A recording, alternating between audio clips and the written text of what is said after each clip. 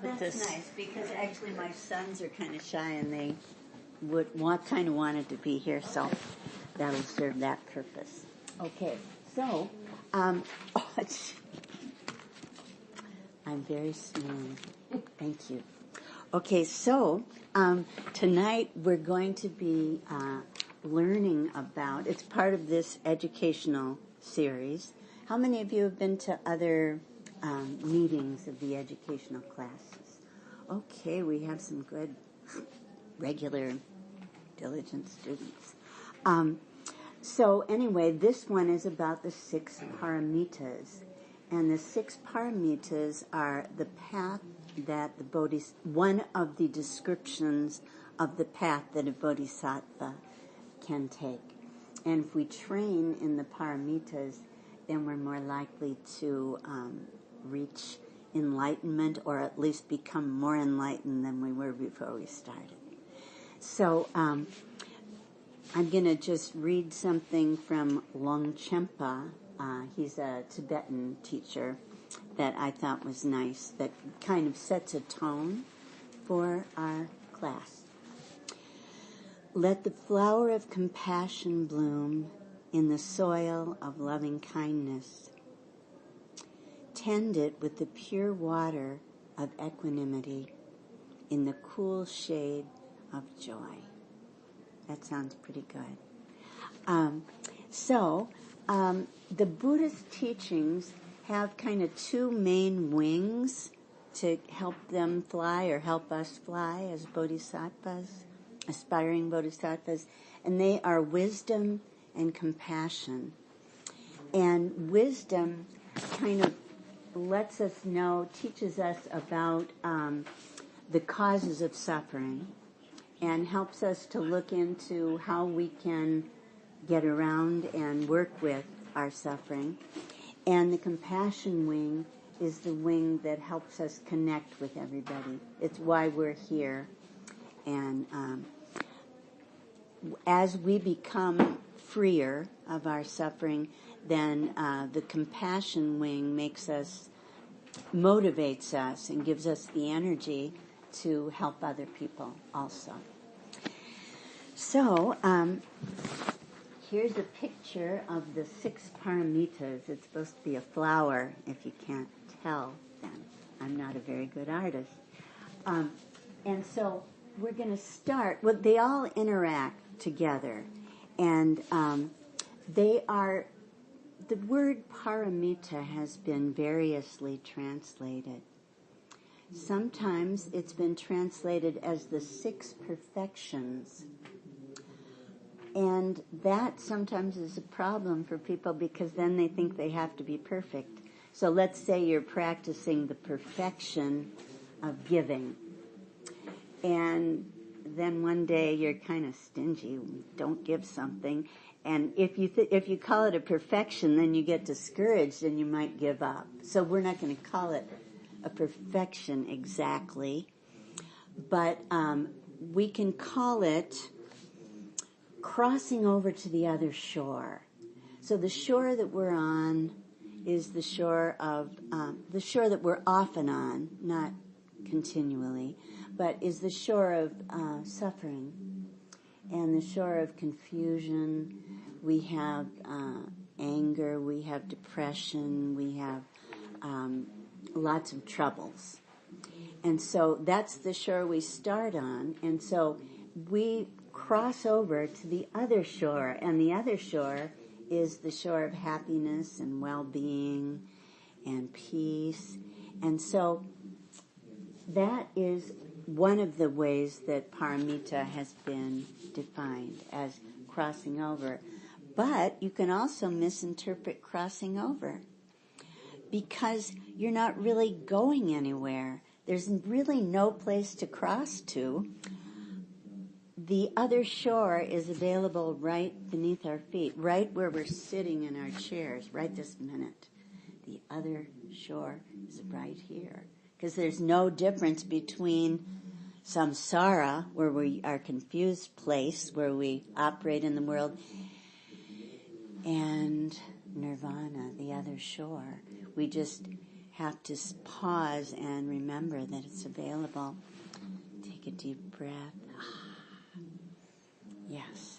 And so, liberation is always available to us. It's a metaphor, crossing over. But then on the other hand, there are so many paradoxes in the teachings because they're all just attempts to describe reality. So the paradox is that the Buddha said, you can't just sit there and wait for the other shore to come to you. You have to get in your boat or jump in the water and swim to the other shore. You have to do something. So you both just have to sit there, and the doing something is what you do with your mind. It's not an actual going out to get something, goal-oriented. It's the coming back to yourself, and that's the doing something that brings us to the other shore. Have I confused everybody? Okay, good. So,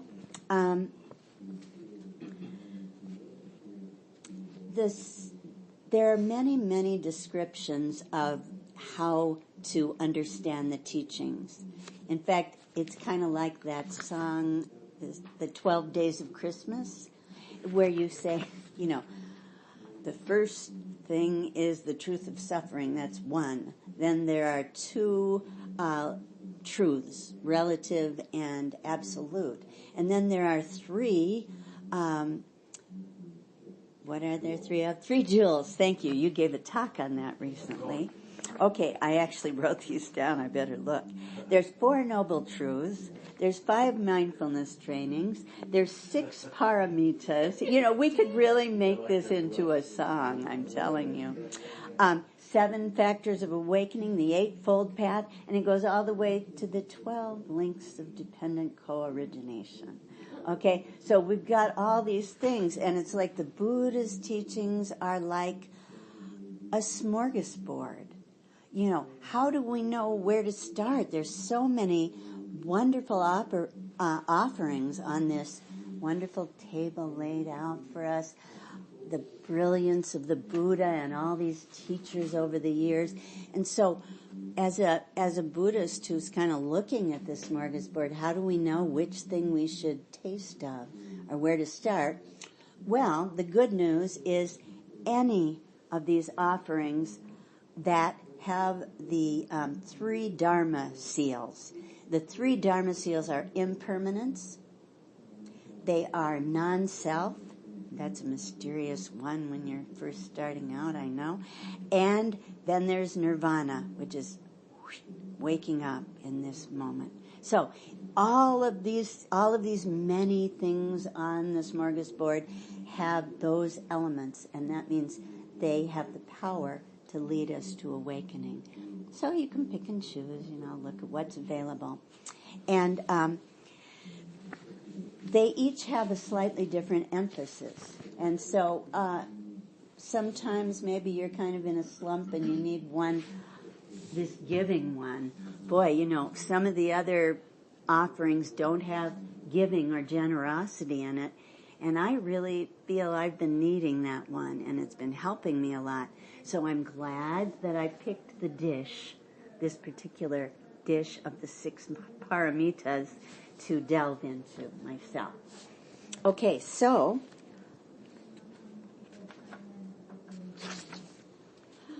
there was an 8th century teacher called Padmasambhava, and he said something I kind of like. He said, "My view is as vast as space, but my behavior must be as fine as barley flour." So it's the 2 aspects of truth. What? Say that again. I was a little... Okay. Am I talking loud enough? Okay. It says...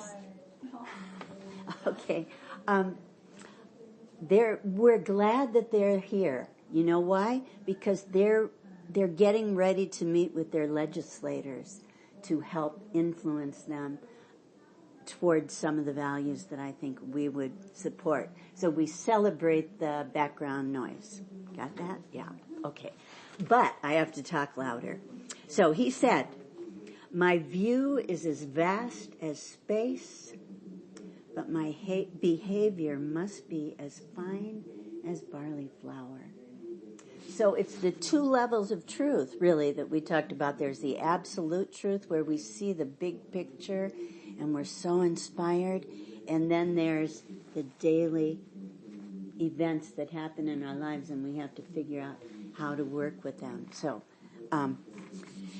we'll go right into the first of the Six Paramitas, which is giving without expectation of reward or recognition. So we're going to give something, and we're not going to sit there and think, wait a minute, I gave that and nobody said, thanks, that was great, You just give. And that's the purest form of giving. But there are other, it's fine to give without being so pure. That's also good. But if you're practicing the paramita of giving, it is crossing over to the other shore where you don't cling. So you can give material things if you want. And sometimes I think in this culture where we have so much, it would be easier to be a monk, to be a monastic, because giving freely without clinging to anything is a little challenging. We've worked all our lives and we have bank accounts and savings and IRAs or whatever it is. My husband takes care of the finances. I don't know exactly what they are, but we have these things, maybe a house possibly. And I thought of, when I was thinking about this, I thought of the saying from the Bible. I hope I say this right. It's easier for a camel to go through the eye of a needle than for a rich man to get to heaven. Is that in the Bible, I think? Okay. And so I can see that because I want to give freely and not cling to anything, and yet I am weighed down by my possessions. So it's interesting. It's hard to give so freely and let go in our culture that has emphasized the accumulation of things. But on the other hand, when we pass from this life, we can't take a thing with us. We leave it, sure, we leave things to our children or whatever, but we can't take any of that stuff. We're kind of duped in a way, we work so hard and everything, and then we have to leave it all behind. So, remembering that, it encourages us to practice giving or generosity, because we might as well give now while we're still alive. Because once we die, it'll just get divided up by different lawyers or whatever happens. And so that's an interesting perspective. The perspective of the impermanence of life makes us more generous materially. And then there's a greater gift than material things anyway. Whew, that's a relief. Because there's the gift of our true presence. And that gift is more valuable than anything, unless people are starving and really need to have their basic needs met. But the gift of our true presence, it's like we come back to ourselves and we look at the people around us and we don't rush off to do our to-do list. There's always that to-do list in the background, but letting go of the to-do list and coming into each other's presence and being there for people. And Ty gave the example of a kid whose father was very wealthy and very busy getting wealthy and keeping the money and, working really hard. And his father said, "What would you like for your birthday? I'll get you a present." And the little boy knew that the father could buy any number of lovely gifts, expensive things. But he said, "I want you, Daddy." Because he just wanted to feel his father's presence. And so that's a gift that we can give any time to anybody around us. We can give it to the person, to the postal delivery person. We can give it in the grocery store, and we can give it to people who are close to us, just stopping and listening. So that's another way that we can give. We can give our stability. And what happens, if somebody comes to you and they're really troubled, and they say, God, I don't know what to do. I'm going out of my mind. I'm so upset because this happened and that happened. And you go, oh no, I'm so upset too. How could that happen? And you get completely taken by their problem and you take it on and you become a nervous wreck. How is that helping them? Not so much. I've been there. I know. But the other thing we can do is we can practice our stability. We can go back to ourselves. We can breathe in. We can breathe out. And we can listen. And I like also it's about space. I like space. Listen like space. So you're there for them and you're not spacing out. You're listening to them and you're tuned into them, but you're listening like space, meaning that you don't get thrown. And the other way to listen is to listen like a sponge. So what they tell you goes right into you and you're really thrown and upset. So we want to practice deep listening like space and not sink along with the person who's bringing their problem to us.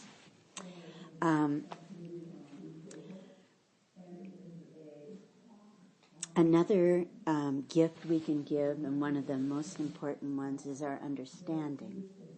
So I'll use another example from Thai because he talked about how he hates durian fruit and he thinks it smells terrible. A lot of people like durian fruit in Asia, but he can't, it just nauseates him. And so one of his students forgot that he didn't like durian fruit and was trying to give him something, but he gave him durian fruit. He was sitting there, trying not to gag or whatever. And when the student left, he put the bowl upside down over the fruit. Anyway, so it's understanding what does this person really want and need versus just giving them something blindly that they may not need. For me, it is not trying to fix somebody's problem, because often when somebody tells you their problem, especially one of your own children or somebody that you know well, you go right into the fix-it mode. Why, I know what you should do. You should go see a counselor about that. You should call the university and should check to see if you, blah, blah, blah. That's not what they're looking for, generally. They're looking for your attention, just to listen, not to fix things and throw your weight around or. So that's something that understanding can help with giving. I better go on or I'll never get through the flower. Okay, so the mindfulness trainings are what make possible many of the other qualities on this path, the Six Paramitas, because they keep us from making a mess. If we don't follow ethical guidelines, how many of you know the mindfulness trainings? Or know about them? I don't mean you have them memorized. Okay, so it's just Thai's version of how to live an ethical life. And if we don't live an ethical life, none of us is perfect, right? And the 5 mindfulness trainings are the North Shore. We're trying to practice them well, but we don't always do it. We don't do it perfectly. But we keep the North Star in mind so that when we do goof up, we get back in that boat and I thought of for me, a metaphor with a sailboat. Once upon a time when I was a young woman, I had a job on a sailboat, and I was going from Fiji to New Zealand with a guy who really wasn't that experienced at navigation. But he did say when it was your turn to sit in there was a steering wheel that I don't think it steered much, But anyway, you were supposed to keep, it must have steered or I wouldn't have had to do this. But okay, he would tell you, look at those two stars, and when the mast goes this way, then you turn it a little, and then the mast goes this way, and then you go, and eventually we got where we were supposed to go. And so it's the same thing with this. We know how we're supposed to behave ethically, and we know that behaving ethically makes us more peaceful and happier. And so we keep readjusting, and we know that the North Star is leading us in the right direction. And we forgive ourselves when we don't do it perfectly. So those are the mindfulness trainings. And we, as a Sangha, we read them together and remind ourselves where we're trying to go together. And then this one, inclusiveness, is very interesting because most teachers translate that one as patience. Patience, that's a nice word, you know. But Thai had so much insight, and he called it inclusiveness, and here's why. Okay, so if we... I'm supposed to be on this page. Okay. If we say patience, that implies that we're slightly irritated, and we have to, keep ourselves calm so we can be patient with this situation. And it's a nice thing to do, and it's wonderful quality, and we should all practice it. But as a paramita, as a crossing over virtue, inclusiveness seems to work better. There are other ways that patience or inclusiveness are translated, like forbearance, endurance, all those things. But here's the little thing that Thai did that I think is so wonderful. He looked at transformation at the base of our understanding. And so inclusiveness means that we're open to all the things that come our way. Whatever comes our way, we're not even having to resist and be patient. We are including it. We're allowing it and embracing it. And therefore, we can transform that, whatever problem comes along. And so it's more like going deeper. It's going deeper into understanding than the lovely qualities of forbearance, endurance, patience, inclusiveness.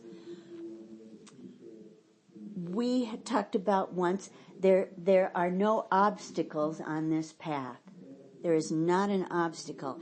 Things that come along, they look like obstacles. I won't quote Dave Haskin, but they are opportunities to practice. He has a funny way of saying that. A seemingly obstacle comes along, and that is the best time for us to apply the teachings. Otherwise, we might just be going along and forget to practice. But boy, when an obstacle comes, we remember, better look into the practice. What was that they were saying? And so that ability to embrace and include everything in the universe that happens to us is inclusiveness. And there's a metaphor sometimes used. It's how we have to have a very big heart if we're going to practice inclusiveness. And if we have a small heart, the metaphor is, it's like when you have a handful of salt and you put it into a small bowl of water, and then the water becomes undrinkable.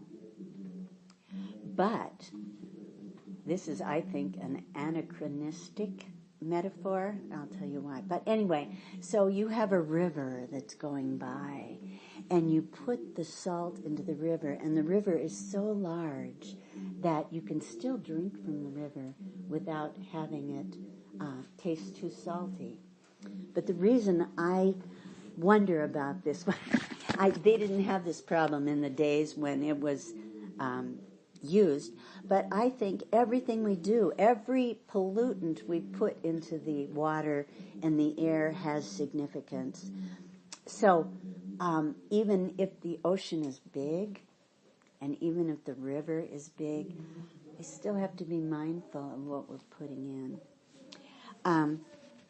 So, Lisa? yeah. Well, some of my thoughts on patience, I always kind of thought of it as kind of having like an awareness and a comfort that you're not going to understand it all right away, and to recognize that it'll be a long process of understanding this and then that and the next thing, and it kind of goes along with diligence in a sense, and I don't know. I can really see that concept coming out of the word patience, but I don't really see it in inclusiveness, which doesn't make inclusiveness wrong, but I don't know. That was very nice. I should put that in my notes if I ever have to give this talk again. You said that very well, and that there is a lot of validity in that. So inclusiveness may not include all the wonderful things about patience. So patience is a wonderful thing, and the way you're describing it, it makes it into a paramita. So maybe instead of just putting inclusiveness, we should put inclusiveness, comma, patience, and put that right back in there because it sounded good. Well, Yeah. I have a question. Well, it is a little vague because are you talking about, I'm hearing, to me it sounds vague because are you talking about like inclusiveness of your experiences and your perceptions, or are you talking about me, I guess I missed the first part of the talk, so, inclusiveness of what? Of everything that comes your way, in your body, in your speech, in your, as you're going through the world. Yeah. Right. Not resisting them, Yeah, that's what but including and working, being willing to work with them. Yeah. Resisting it and Yeah. wanting things to be other than what they are. Yes. Yeah. Thanks for asking, because that, I think, helped clarify for other people as well. But I can see how inclusiveness could cover patience with not understanding, because there's the frustration of wanting understanding is something that's not inclusive. If you're impatient, you want to, you're not accepting your own limitations. Is that Right? Yes. and Yes. So you're including inclusiveness would be patience with your own limitations, but also inclusiveness, acceptance of your own, whatever it is. Even if your own impatience. Yes. Well because we all have that. Inclusiveness Yeah. of the fact that I would like to have more wisdom and I don't, but I'm okay with that. That too. Yeah. Right. That too. Right. Yeah. So maybe it's like, and this too, whatever comes along, and this too, even if it seems like your house is falling apart and on fire and everything's going, and this too, because it's all part of the game. Comfort with taking all of this teaching little bites at a time. Yes. And that's okay. Yes. Yeah. We don't have to, we're not there yet, but we're taking little bites. Or we're already there. Oh, but we just don't know it. Yeah. We're already there. That's comforting, isn't it? Okay. So I was interested in, going along with the idea of the salt in the bowl and the salt in the large river is the way we react when somebody insults us. Let's say somebody comes up to us. This is about inclusiveness or patience or whatever. Somebody comes up to us and they say, God, you are such a bad person. You're so selfish. And why did you do that? You're just an idiot, And so you're kind of like, the first thing that you might get hit with this feeling of, why are you insulting me, and get mad. Okay, so that's the small bowl. And then if your heart is really big, you might say, he must be having a really bad day. And I bet that maybe his dad was mean to him when he was a little boy. And he carries around, a lot of anger. And it doesn't feel good to carry around a lot of anger.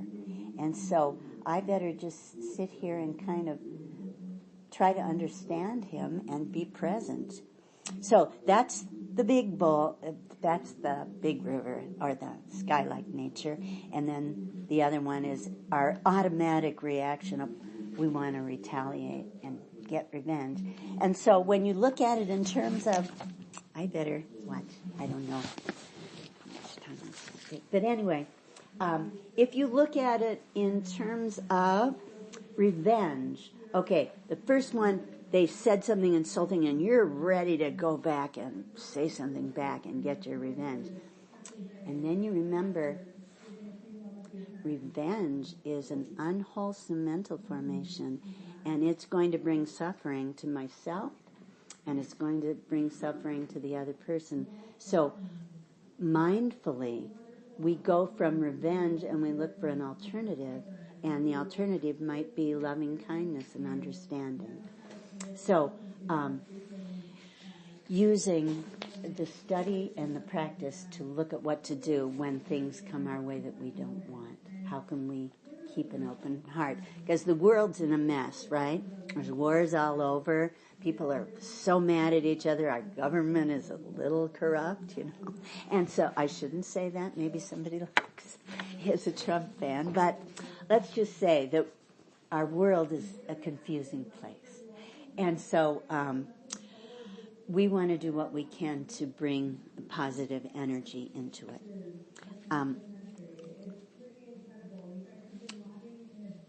I was so inspired when I read about Thich Nhat Hanh, and he was in Vietnam, and he was trying to start that school of social work. Do you guys all know about this? If you do, I probably don't need to really say it. But I was impressed that he taught his student, one of his favorite, most devoted students, whose name was not Tree or Try, I don't know how to say it. But anyway, he was walking down the street and an American soldier spit on him. And he was so mad. And, he was learning nonviolence, but he wanted to retaliate. It was just, he cried. He went to Ty and he cried. And he cried. He was just so distressed. And Ty told him that if he grew up in the same city or the same neighborhood that this American soldier grew up in, and he was told that the Vietnamese people were enemies and you had to kill them, that he would have reacted the same way. And so that's kind of an amazing way of transformation. This particular student was later killed by the either the communists or the Americans, we don't know which, because both of them thought that the monks and this school of social workers were on the other side. They were just trying to help the villagers. But okay, so that's letting go of injustice, amazing injustice. Can you imagine your beloved students are suddenly gone and you have to carry that because you started the School of Youth for Social Work? So anyway, we'll go on now to diligence. And diligence is working with our seeds. It's keeping track of what's coming up in our mind all the time. So it's not getting lazy and just going about, and then once in a while we sit on the cushion and, yes. Diligence is watching all the time what our minds are doing. And it's worth being diligent because that's the only way we'll get out of our habit energy. We have such ingrained habit energies that come from our ancestors and our culture.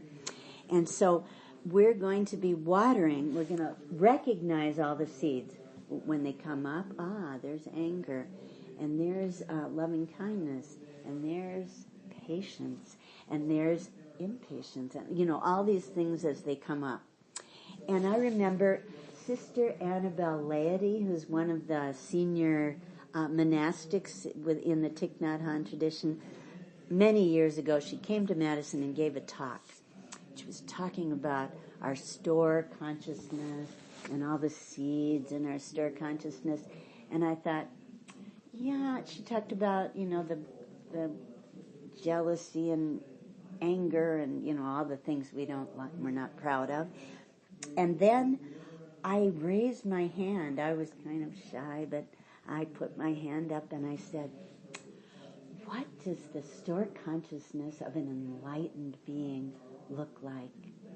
And I thought she was going to say, it's empty and pristine. And she said, it looks just like yours. And that was a moment of profound disappointment for me, because I thought I was going to get away from all that junk. I realized that we practice our entire lives because there's no vacuum or something that's going to empty our stored consciousness. And also, our stored consciousness is both collective. We all have all these seeds, and it's individual. So by working with our own seeds, then we're helping other people work with theirs. So that's a good thing, right? So diligence, we have to work really hard. And we avoid watering negative seeds, or if, we start to feel a little annoyance, why do I always have to do the dishes? Then we realize that that's not such a good idea, that we don't want to water that seed. And so we think of what would be a more wholesome seed. Generosity would be more wholesome. I like to help and keep this place nice. And, that kind of thing where we're watching, and if a negative seed is starting to come up, we try to catch it. If it's already manifesting, let's say we're mad at somebody and we have all these mental formations about how they're wrong and we're right, and that kind of thing, then we use the energy of mindfulness to calm those mental formations. We realize, where are they going to get us in this world that's already got so many problems? So we do this. This is definitely a Thai thing. You may have seen him do this a few times. But, okay, so here's the seeds of afflictions, and let's say one of the seeds of afflictions comes up here. Resentment, you could say. Okay, so here it is. It doesn't feel good, and it's proliferating.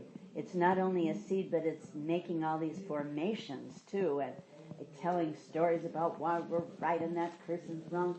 And then we remember that we're practitioners. So we go down here and we take a seed of mindfulness and we bring it up here. This is our mind. This is stored consciousness, all our stored seeds. This is our mind consciousness. And we wrap our little seed of resentment in the arms of our mindfulness, and we coax it. It's okay. Everybody sometimes feels resentful, and this is not such a good plan. Let's just kind of bring her on down. And we try to get, gradually, with love, we get the seed of resentment to go down, back into the other seeds. So we use our mindfulness to embrace our afflictions. I have a question on that. Okay. How does that equate with inclusiveness? If you get angry and you're supposed to deal with the anger, but in some respect, Thai, I believe, also says that you shouldn't water a seed of anger. So if you don't deal with it in such a way and keep it in your mind, how can it be inclusive? It's the difference between suppression and embracing. So you're not saying, God, dang it, there I go again. I hate myself. I'm a jerk. Why did I have that? No. That would be, would that not be, that's also, everything's included in inclusiveness, I suppose. But anyway, what the difference is, that's a good, interesting question. And it illustrates one thing about the teachings, too, that I should mention, that they are not, this is not the unified theory that Einstein died trying to find, and the physicists today can't find a unified theory. and neither did the Buddha. And he didn't try to find a unified theory. What he's doing is giving little bits of partial truth, because words can never describe reality. Reality is too deep. And words are, we have one sentence and we put it together. Nothing is no verbal description of reality is eternally, will embrace everything. So if there are a few little annoying inconsistencies, then you include them in your practice, in your inclusiveness. And you would say, okay, so the reason that you're embracing and helping to go down with that is because it's unwholesome. And something that's unwholesome, you're not rejecting it. You're studying how the mind works and how you feel when you have unwholesome mental formations. You have unwholesome mental formations, you feel like you don't feel well. And so you realize that this is the practice of the Dharma. You're learning what feels good, what helps the world, what doesn't. And so you're including that study and recognition in your practice. Does that sort of address the question? Yeah. Okay. It's basically like a lot of things. You try something and see if it works for you. That's exactly If it doesn't it. work for you, you try something else. That's exactly it, and that's why we have this smorgasbord. And that's why we have different people who come and describe the teachings, because each one of us, not only do we have the smorgasbord, but each one of us has a slightly different take on the teaching. Okay, so good questions. I'm glad to see. That shows me that people aren't completely asleep. I like that. Okay, so. Okay, wait. Yes. So, yeah, like one way I've kind of thought about it with the flower analogy is, like if a negative seed is coming up, it's not like you rip it up and, tear it to pieces. It's that in that same area you would plant a lot of good seeds and water them and tend them. And then they will, that's where you put your attention. And then after a while, that becomes much stronger and present in your spirit, even though that other thing started out being negative. And maybe it dwindles, maybe it goes away. Turns your to attention compost. is somewhere else. Turns to compost for the positive seeds that you start to water, and that's a perfect segue into taking care of the positive seeds in our consciousness. So that's one of the practices. Okay, so we notice the negative thing that's coming up and we calm it down, even though it's not very inclusive to do that, seemingly. And then we, when it is up there, we're helping it to go down, and then we do what Rosebud just described, and that is we notice the positive seeds inside, and we water them until they grow. And I have the most wonderful I feel a lot of gratitude to Thai for introducing me to the Anapanasati Sutra with the 16.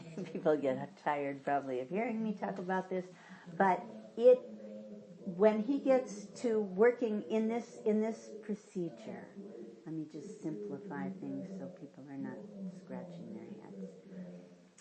There is a time when we meditate on feelings, and instead of jumping into the terrible feelings, he starts right out with joy.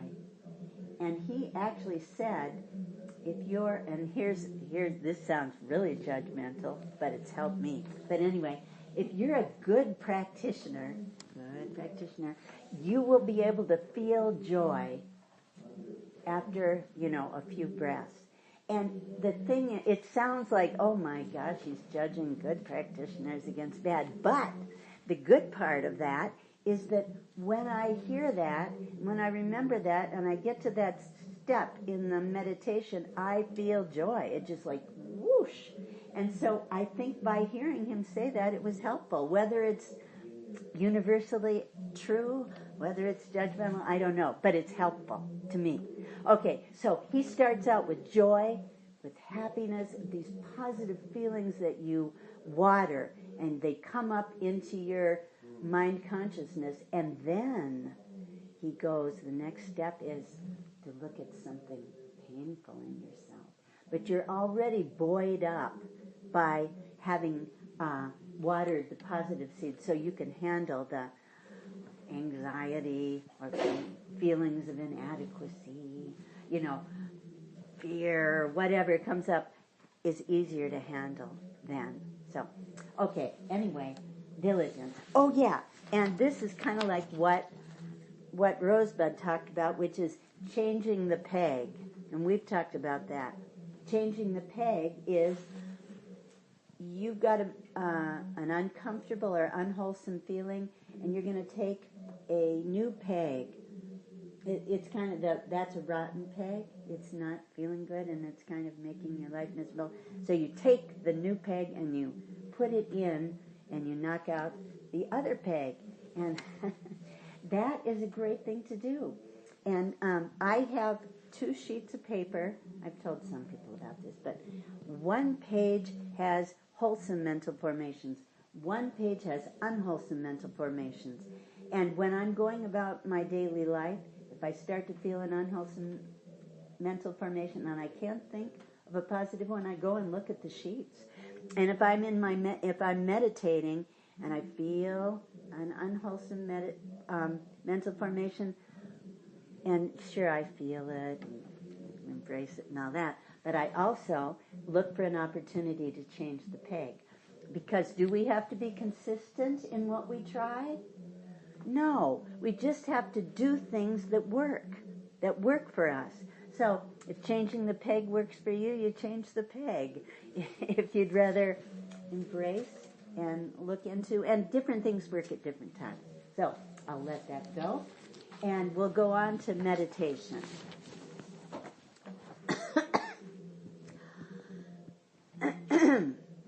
I think meditation has saved my life.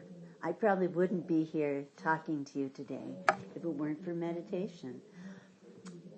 The first time I meditated, it was on a 10-day intensive retreat with an extremely strict teacher named Glueck.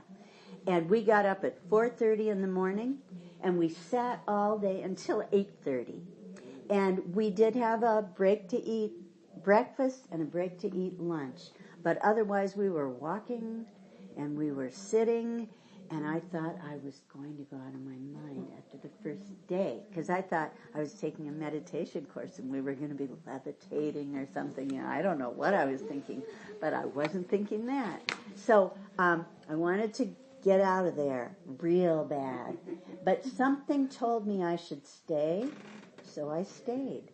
And after 10 days, I was never the same. That was the most transforming experience I have ever had. And that started me, I was 23 years old, it started me on this path. And I attribute my survival, however imperfect, to the fact that I was introduced and have this practice. So I think sometimes it's helpful to have a nice shot in the arm. That was, my monkey mind was so messed up, and I was resentful for this and that. My father didn't love me, and my mother was weird, and, all these things. And finally, at that retreat, I touched the earth. I found out I could just be. I didn't have to have all these things floating around making me miserable. And that was a great gift. So anyway, meditation.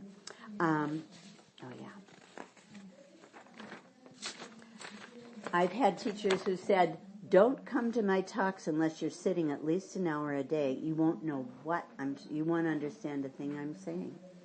And that was helpful to me, because for years I would set the timer for an hour, and it became my favorite time of the day, because I hope everybody here has tasted the joys of meditation. And worldly pleasure is nothing compared to the pleasure of concentrated, deep meditation. It is beyond beyond all joy. And you start thinking, why would I want a fancy new car? Why would I want that? There's more joy sitting here on the cushion than anything like that could possibly bring. So it's meditation. There is with Thai, meditation is all inclusive. We like the word inclusive because it covers while you're on the cushion, while you're doing the dishes, while you're doing whatever you're doing, while you're conversing. So meditation. And there's shamatha and there's vipassana, the two kinds of meditation. The shamatha is calming yourself, getting ready to just enjoy being in the moment. And the vipassana comes when we've calmed ourselves enough to be able to look into things. And then that is when we get to transformation at the base. And that will go into the understanding, or the Prajna Paramita. Prajna Paramita, the king of all paramitas. And the wonderful Prajna Paramita is what can actually more permanently, nothing is permanent, but have a more profound effect on the deeper levels of our consciousness. Okay, so it is free from all knowledge and concepts and ideas. It's just such a relief to get away from that busy monkey mind. And it's got kind of a boundless quality, and it's the mother of all Buddhas. And something else that Thai taught that I think is really helpful is that you can give up. Okay, so you're looking into the nature of reality, and everything's impermanent, and there's no self, and there's nothing to hold on to, and you're letting it all go. And then your desire for worldly things gradually diminishes. But you're allowed to have a desire. That's kind of the secret. There is a desire that you can have. And he uses the Lotus Sutra to arrive at this wonderful revelation. And it is, you can desire to be born in the womb of Mahamaya, whatever that means. Mahamaya is the mother of all Buddhas. And she has all this wisdom. And you can desire to be born in the womb of Mahamaya so that you can become a Buddha and you can liberate all beings. That is a legitimate desire. You don't have to get rid of all desires. You get to keep that one. And that one is very motivating because, it gives you a reason to do things. It's full of energy. Am I goofy? Really? Okay, ask a question. That you have the desire to be born into the womb of the mother of all Buddhas? Yeah, it sounds kind of like it could be considered a delusion of grandeur. It sounds pretty high flown, but it's almost in the realm of images. Like the Tibetan Vajrayana is in the realm of images, and the Lotus Sutra is in the realm of images. So you imagine yourself, it sounds abstract and weird, but you actually imagine yourself and you think, why am I on this earth? You could say this. I want to help alleviate the suffering of myself and all beings, right? You've had that feeling before, Laura, right? Sometimes? And so you... Okay. Everybody except for so-and-so and so. No. Okay. So anyway, it gives you energy. I'm kind of getting old, I'm not so young as I once was, but I can feel really energetic when I picture myself. Maybe the womb is kind of a strange concept, but it is the womb. You go into this place where all the wisdom teachings from any tradition, it doesn't even have to be Buddhist, but this is the Buddhist tradition. So You go in and you just want to be nurtured. You want to be nurtured and you want to grow into a Buddha. I want to grow into a Buddha. We don't usually admit it, that sounds too grandiose. But we really want to grow into a Buddha. We would like to be wise enough to help everybody. Isn't it Wouldn't we? Bodhisattva way? Yeah, it's the Bodhisattva path. Yeah, that's right. And that's what they call the Six Paramitas, the path of the Bodhisattva.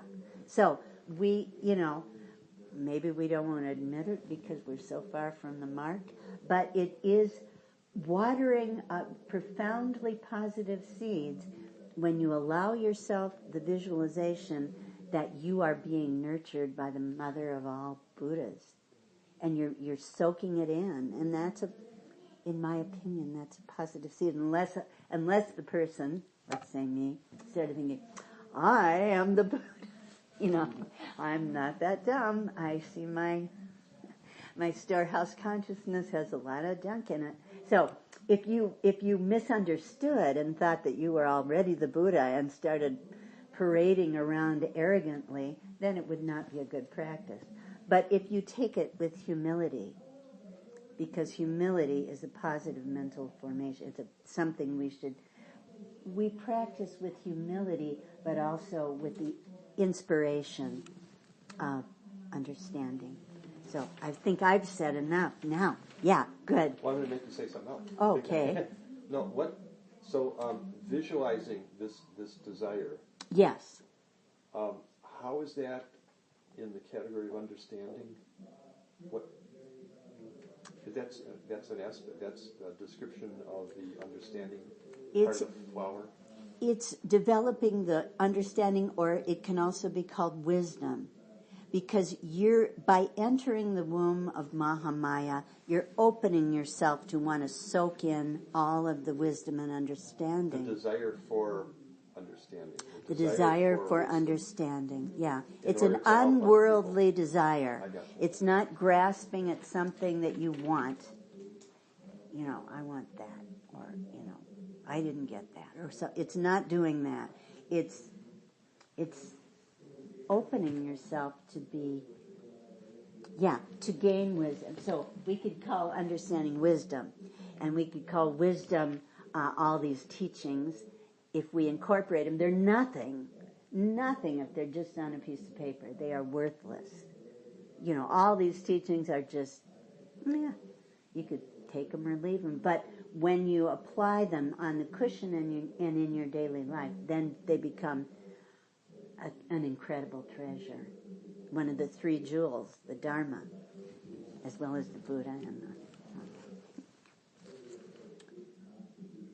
Other things that seem confusing or inconsistent?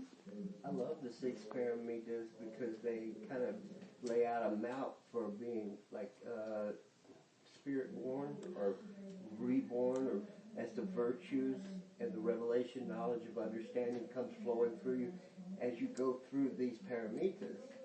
And it's a process of rebirth, spirit birth. That's a really nice, inspiring description. Yeah, thank you.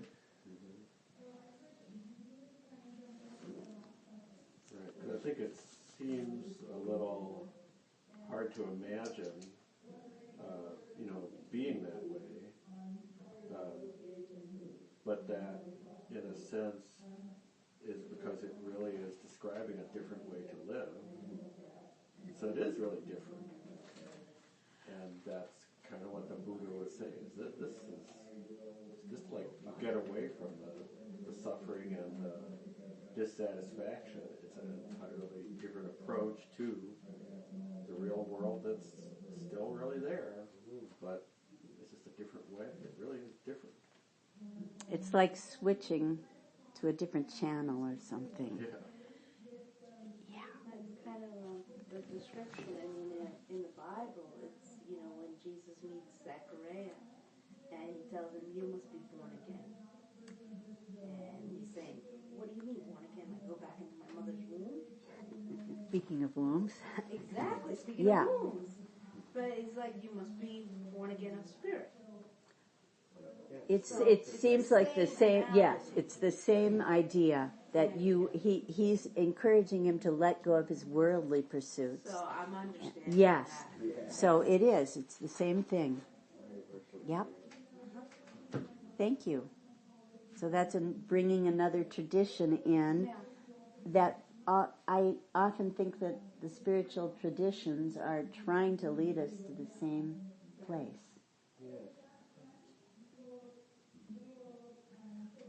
Any other? Yes. What did you call it? Mahayana? Mahamaya. Mahamaya. Yeah. The mother of all. The mother of all Buddhas. And Thai talks about it. Thai loves the Lotus Sutra. And when you if you go out and you buy the Lotus Sutra, you think, why does he like this? It's so thick. It's like this thick, and it's all these really, diamond castles in the sky and clouds floating, and, the throne carrying you up with you know what I mean? It's very, when he said he liked it and I got it, I thought, well, but then he guided the Sangha, or the one that I was listening into, and he took the part where he makes it real. He makes it, I swear it's the same thing as the Vajrayana. I don't know how many of you know what the Vajrayana is, but in Tibetan Buddhism, you become, you have these visualizations, and you're visualizing something you admire, and great understanding teacher, and then the teacher comes and is hovering above you, and you visualize that teacher melding into you, and you become, in that moment, the enlightened being, and you imagine yourself to be. And in the Lotus Sutra, the parts of it that I've been able to penetrate with Thai's help, you are becoming this almost transcendental being. You're getting up off your cushion, you've let go of desire, you've looked at cessation of thinking, because what is there to think about and strategize about, because you've let go of grasping worldly things, and so you become ready. It's like what you were talking about, becoming ready to be reborn. What's your name? Brenda. Becoming ready to be, you purified yourself in such a way in that moment. You don't delude yourself to think you don't have a storehouse consciousness full of all that junk. But in that moment, you purified yourself so that you can be reborn and soak in really potent, powerful seeds. And some of the other Buddhists, long-term Buddhists in the room can say, Lisa, what are you talking about? You're out of here, get a shepherd's hook and take me up. Because you don't need any qualifications to be allowed to teach these classes. So, you don't know what you're getting here, but, I haven't gotten the stamp of approval from some lineage, so I'm doing my best. This is what I have to offer. So.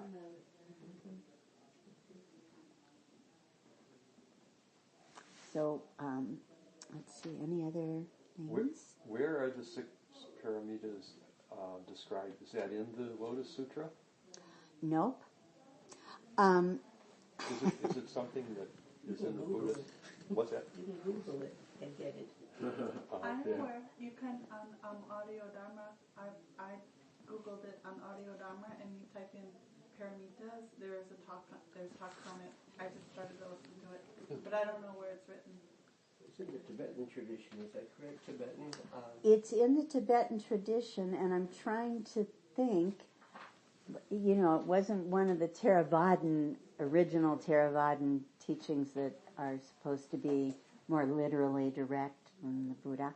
But when did maybe it developed I should know this, I'm giving a talk on the Paramitas, and I don't know. I think it's the jewel ornament of, I can't think of it. Jewel ornament of liberation. Yeah. That's it.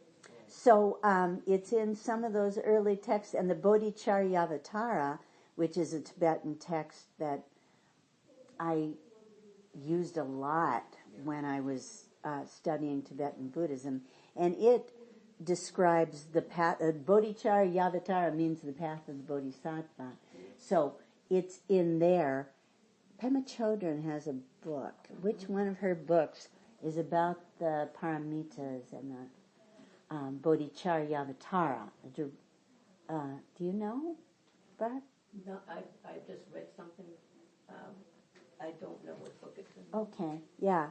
But that's kind of a fun book. It has, it has some things that you wouldn't be familiar with. But I liked it a lot. It talks about, though, it has a different approach to working with your negative emotions.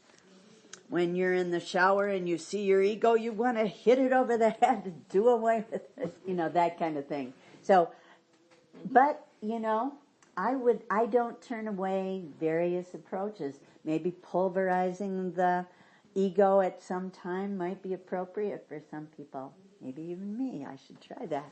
But, yeah. So it is, I think maybe, thanks, did you ask that question, Walt? Yeah, thanks for asking that. So I will go and Google like Laura did and find out.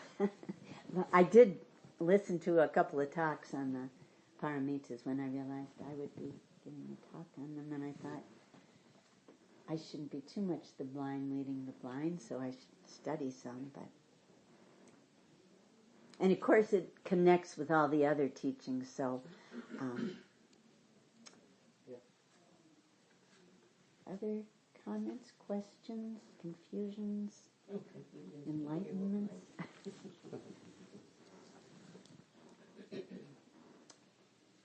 So you said confusions, and you're kind of looking... Well, no, I'm kind of thinking when I just have a habit of Googling, and then it tells me where to go, and then I go there. And so I did that a little bit there.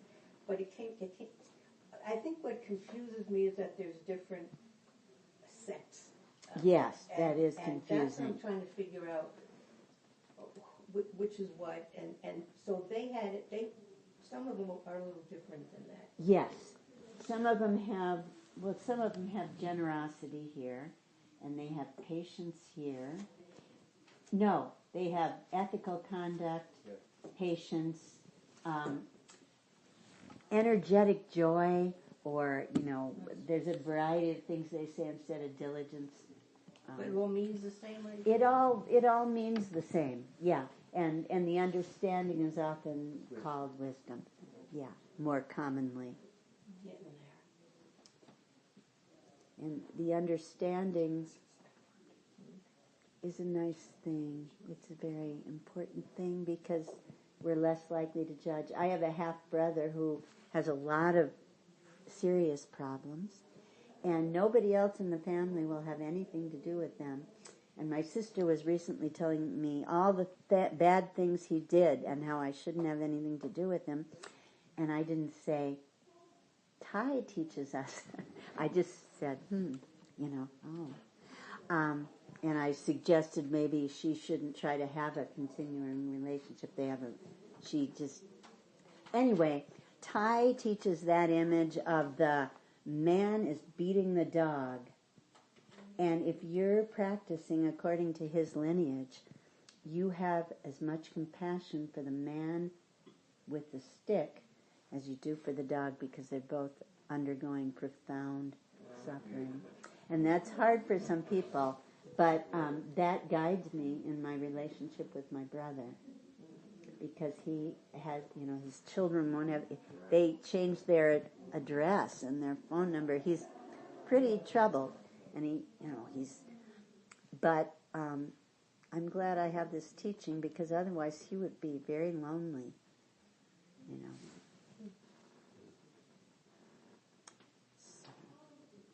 So, just for the sake of injecting some controversy. Okay, you're good at that. Well, no, I didn't. Well, it just seemed like it was kind of. Yeah. So all of this is in the Eightfold Path. Yes, sure is. What's wrong with the Eightfold Path? Why did somebody have to invent 6 Paramitas? They were bored, and they. Isn't that? I mean, that's part of like when you introduced early on, you said there are different ways of formulating things. I'm kind of getting that this is more directly geared at the Bodhisattva path, maybe than the Eightfold Path was. But it seems like maybe I'm a fundamentalist at heart. Yeah. It's like, what's wrong with the Eightfold Path? I mean, isn't that enough? Yeah, and it is enough. And if the Eightfold Path is sufficient to your practice needs, the Eightfold Path has everything you need. The Four Noble Truths and the Eightfold Path. What else is there to need? Right view and right thinking, and it's got it all. And this is just, maybe some person was sitting around in a cave and they thought, I think I'll invent a new organizational plan. And so the emphasis, okay, let's just look at it. The emphasis here, maybe generosity is not covered so much or emphasized in the Eightfold Path, although it's implied and certainly. So maybe what I thought were the more unique parts of this. Diligence is in the Eightfold Path, the right energy. The way inclusiveness is described, perhaps, or maybe we can just throw this silly thing out. Maybe we came here, you came here and we're just looking at something that's not necessary. But it's highly lauded in some traditions. It's just another, there are all these angles, and when we are awakened, we won't need all these specific little techniques or collections of teachings. We'll let go of the structures. But for now, this is one of the structures that seems to have been popular in some traditions over the centuries. So if you don't think you need it, well, then I would suggest that you go right back to the Eightfold Path because it's got everything you need. You don't need so this. that you would cave in. I thought that you'd kind of, stand up for this. Okay, well, I could do that. Oh, back in the days of Nagarjuna, have you guys heard of Nagarjuna? He was a Tibetan dude, and he started a university called Nalanda University, and they had debates, and I mean, they'd stand up, they had all these signals. You had to, if you were saying something, I don't know what the signals are because I wasn't at Nalanda University. I only knew about it by studying. And the whole reason for these debates was that Nagarjuna was brilliant, and whatever proclamation somebody would make, they'd say something. It is always important to be kind no matter what. Okay, they try to make some universal statement, and then Nagarjuna would, it sounds unfriendly, but actually they were getting it was incisive, and they would, go back and forth, and finally the proclamation, whatever it was, would be rendered nonsensical, or not nonsensical, not universally applicable, not the unified theory, not the whatever. So, I could debate with you, but I don't feel capable of taking you on. You're way too smart. So I will just, I'm just a little old lady whose memory isn't so good anymore, so I would not be up to the task. But, if you really wanted to, I'd give it a go. Yeah. So, that's Nagarjuna and debating. Yeah, I tell you, I have an experience when I'm studying this. I used to think, I'm throwing all the books away, after years of, and I just said, meditating, I am that, I'm nothing, and I'm nobody, and I walk around, and then some teachings, but when I'm hearing these teachings, I actually can go there in my mind and have these experiences the same experiences that I find in meditation, I can have listening to these teachings. That's wonderful. And reading That's the books wonderful. of Thai, yes. It's like I'm really having the experience as I'm reading. I'm like, wow. Because there is the blissful aspect of meditation. And you can sometimes think that you've reached the other shore permanently because it's so blissful.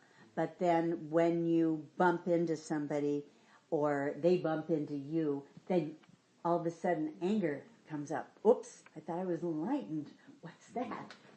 So the study and looking into the way the mind works is a complement to to the deeper meditation and the concentration. Yeah. Yeah, I don't think we should shy away from feelings like anger if it comes up. Yes. Just embrace it, like you said, be all inclusive. I think the point is staying in the Dharma, which is the teaching. Always coming back to this teaching and absorbing it, keeping absorbing it, and that keeps you in right focus. That's a very good point, because keep coming back to the Dharma and starting to put things together into how reality works. How does the human mind work? Not just my mind or your mind, but how does the human mind work? What's going on, and how can we free ourselves and therefore hopefully free others as well? Yeah. Recognize that this will be samsara, this will be the dream, and this will be what it is.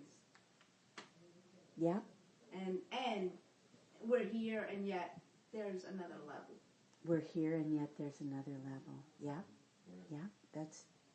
It's the absolute and the relative, right there. Yeah. Samsara and nirvana. And I think being aware of that is what enlightenment is. I think so. And that's what diligence is all about, is right. being aware of it and watching it and gradually coming to understand the whole ball of wax. Yeah.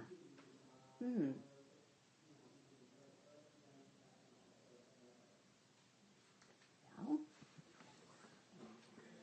I guess we just have...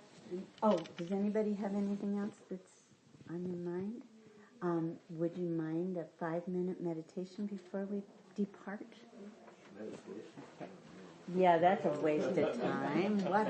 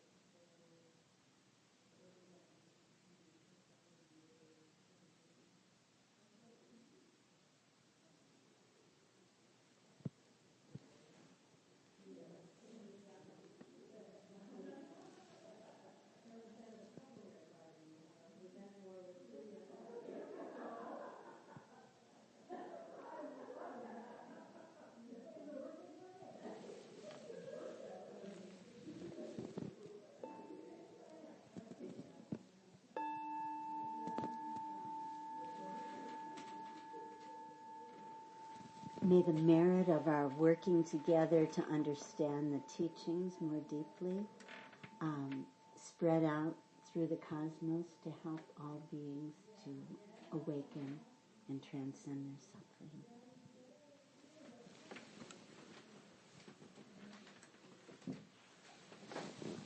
Thanks for coming. Thank you. Thank you for coming. I could have been all alone here in the rain, and you guys showed up, so that was nice. That was really, really good. Thank you. It really made it real, you know. Okay, even though we could throw the paramitas out who needs them, but no. It all depends upon the individual. That's right. It depends what works for the individual. It does. Thank you. See, you could have debated him better than I could have. No, I'm sorry. No, I got that Yeah. part. Yeah. That's why I told you it says small talk here. Oh, no. I got that one on, luckily. Otherwise, I probably would.